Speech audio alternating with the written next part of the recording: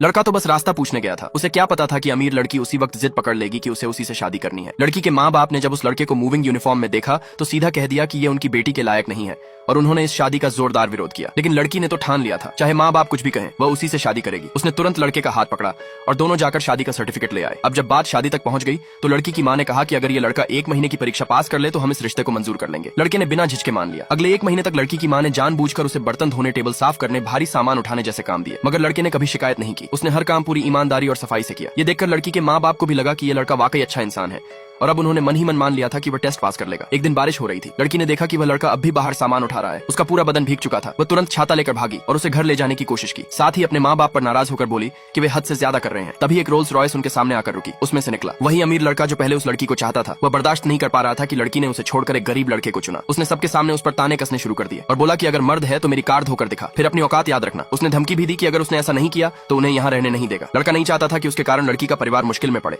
इसलिए उसने चुपचाप बाल्टी और कपड़ा उठाया और कार साफ करने लगा। ये देखकर लड़की का दिल टूट गया। वह भी उसके साथ कार साफ करने लगी। दोनों को साथ देखकर अमीर लड़के का गुस्सा और बढ़ गया। उसने अपने आदमियों से कहा कि जाओ और इनकी मेहनत पर पानी फेर दो। उन्होंने कार पर कोला डाल दिया, जिससे दोनों को दोबारा सफाई करनी पड़ी। लड़का उनकी बदतमीजी देखकर गुस्से में भी था और बेबस भी। लेकिन तभी कुछ और रोल्स रॉयस गाड़ियां वहां आकर रुकी। उनमें से उतरे कुछ बेहद स्टाइलिश और रॉयल लोग जो असल में उसी लड़के के परिवार के थे।